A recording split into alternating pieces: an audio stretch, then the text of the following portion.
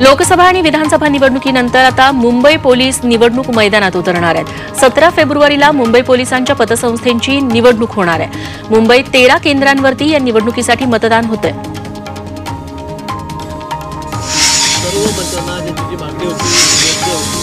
मंत्री गिरीश महाजन यांनी देहर्जी प्रकल्पाचा आढावा घेतला। रखडलेल्या प्रकल्पाला सुधारित मान्यता दिल्याची माहिती महाजनांनी दिली। तसंच या प्रकल्पामुळे वसई, विरार आणि ठाण्यातील पाणी प्रश्न सुटणार असल्याचंही त्यांनी स्पष्ट केलं।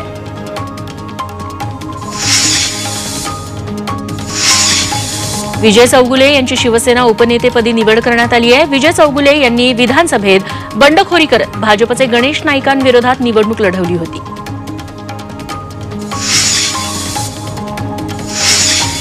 मुंबई महापालिकेनं माघी गणेशोत्सवातील गणेश मूर्तींच्या विसर्जनासाठी कृत्रिम तलावांच्या खोलीकरणासह अतिरिक्त सुविधा उपलब्ध करून दिल्या।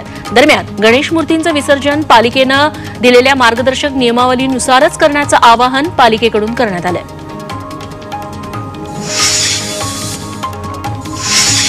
प्लास्टर ऑफ पॅरिसच्या गणेश मूर्तींसंदर्भात आदित्य ठाकरे यांनी मुख्यमंत्र्यांना सवाल केलाय। गणेश मूर्ती संदर्भात नेमका पर्याय काय आहे, विसर्जनासंदर्भात काय निर्णय घेणार, या प्रश्नांच्या उत्तराची अपेक्षा आम्हाला मुख्यमंत्र्यांकडून आहे, असं आदित्य ठाकरे म्हणाले।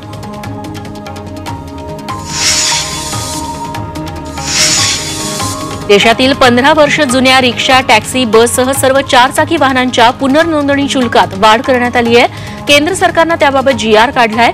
नवीन निर्णयानुसार आता पुनर्नोंदणीसाठी 12 ते 18 हजार रुपये लागणार आहेत। सरकारच्या या निर्णयाला वाहतूक संघटनांनी मात्र विरोध केलाय।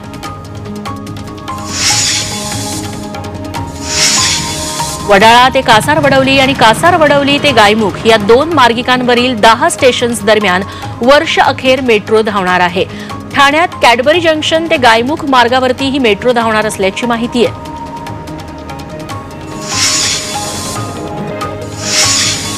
मुंबईत पर्यावरण विभाग सर्वसमावेशक आराखडा तयार करणार आहे। नद्या आणि तलावात सांडपाणी मिसळू नये आणि सांडपाण्याचा पुनर्वापर करण्यासाठी हा आराखडा तयार केला जाणार आहे।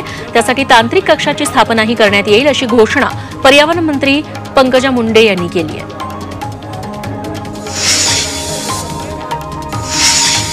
मराठी भाषा संवर्धन आणि संशोधनासाठी केंद्रीय विद्यालयाची स्थापना करा, अशी मागणी खासदार रवींद्र वायकर यांनी केली आहे। मुंबईत सेंट्रल युनिव्हर्सिटी फॉर मराठी स्टडीजची स्थापना करण्यात यावी, अशी मागणी त्यांनी केली आहे।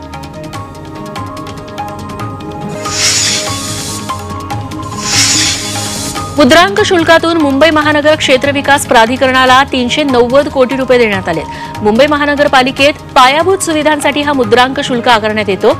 1% अतिरिक्त मुद्रांक शुल्क वसुलीच्या धोरणातून हा निधी जमा झालाय।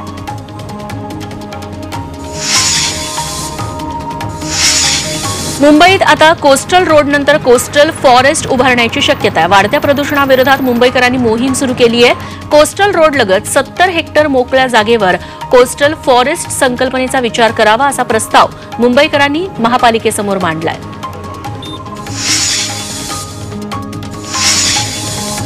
पश्चिम रेल्वेनं जखमी प्रवाशांना तातडीनं न्याय मिळवून देण्यासाठी लोक अदालतीचा पर्याय निवडलाय।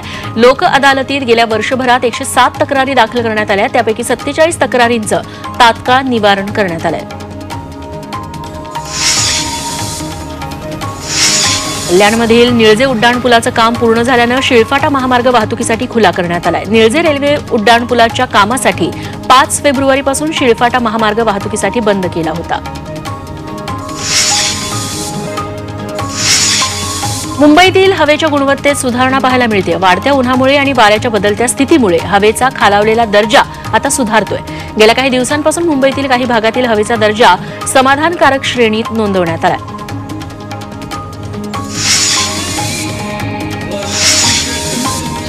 अंबरनाथमध्ये गटशिक्षण अधिकाऱ्यांच्या खुर्चीला हार घालून राष्ट्रवादी शरद पवार पक्षानं आंदोलन केलं। बदलापुरातील शाळेला पहिलीपर्यंतच्या वर्गाची मान्यता असताना शाळेत 10वी पर्यंत वर्ग भरवले जात असल्याचा आरोप करण्यात आला। या प्रकरणी कारवाई करण्याच्या मागणीसाठी आंदोलन करण्यात आलं। मुंबई उच्च न्यायालयानं कल्याण न्यायालयाच्या स्थलांतराविरोधात आदेश दिलेत। कल्याण जिल्हा सत्र न्यायालयाची इमारत स्थलांतरित करण्यासाठी काही बांधकाम व्यावसायिकांकडून प्रयत्न केले जात होते, मात्र आता न्यायालयाची इमारत आहे त्याच ठिकाणी विकसित करण्याचे आदेश हायकोर्टानं दिले।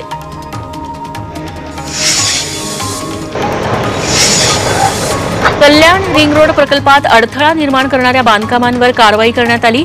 मागील 2 महिन्यात 319 बांधकामांवर कारवाई झाली होती, तर आता 118 बांधकामांवर कारवाई केली जाणार आहे।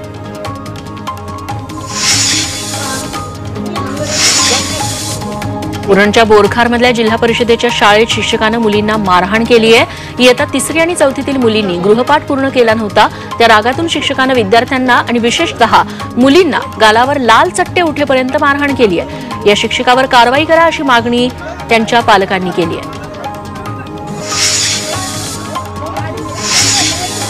नवी मुंबईतील एपीएमसी मार्केटमध्ये रात्री बेकायदेशीर वास्तव्य करणाऱ्या कामगारांची हकालपट्टी करण्यात आली आहे। कामगारांची झडती घेत कागदपत्रांची पडताळणी करण्यात आली। यावेळी कामगारांना मार्केट बाहेर राहण्याची व्यवस्था करण्याचे आदेश देण्यात आले।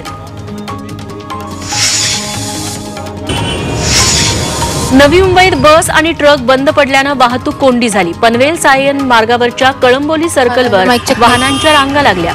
बंद वाहनांना बाजूला केल्यानंतर ही वाहतूक पूर्ववत झाली।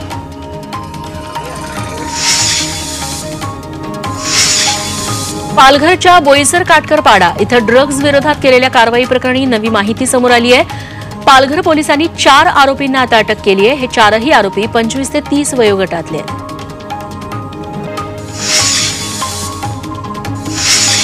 पालघरमध्ये वाहतूक कोंडी दूर करण्यासाठी नो पार्किंग झोन या मोहिमेला सुरुवात झाली आहे। या मोहिमेत रस्त्यावरील बेकायदेशीर पार्क केलेल्या दुचाकींना ताब्यात घेण्यात येत आहे, तसंच चालकांकडून दंड वसूल केला जातोय।